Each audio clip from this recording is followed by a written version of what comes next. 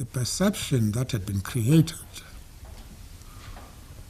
as a result of Sharpeville, which focused all the limelight on the PAC,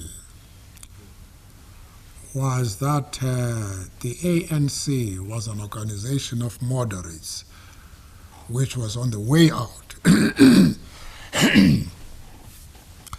The emergence of Umkhonto weSizwe with acts of sabotage in Johannesburg, Port Elizabeth, and to a lesser extent in Durban, and the statement that we issued on the same day, proclamation that we issued,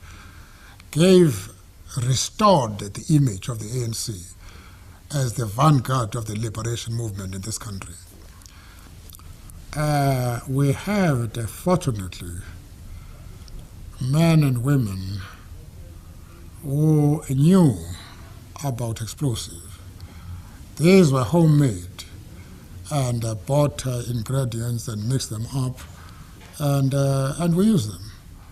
And Jack Hodgson was very good, and people like Comrade Elias Motsoaledi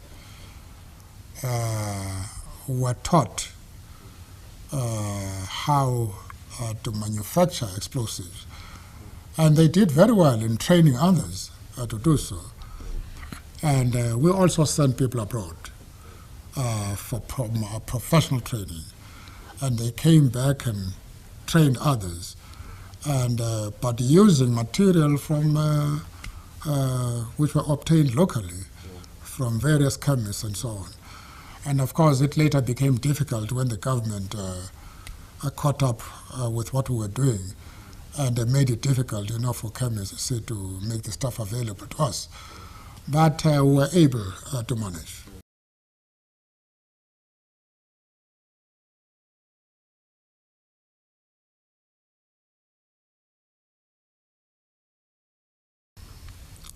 One day, a friendly Afrikaner warder asked me the question, Mandela, what do you think is going to happen to you in this case? I said to him, they are going to hang us. Now, although I thought this was a real danger, I was really expecting some word of encouragement from him. And I thought he was going to say, man, you see, that can never happen. But he became serious. And then he said, I think you're right, they're going to hang you. And it was not very pleasing information.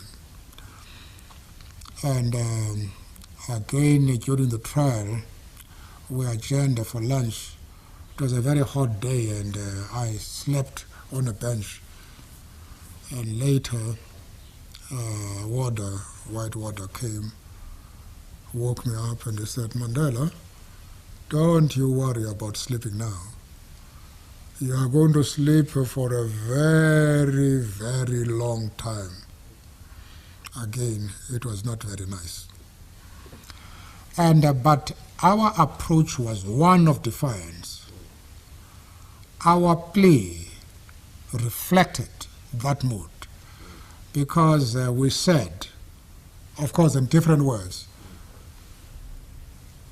it is the government that is a criminal and that should be standing in the dock to face the trial.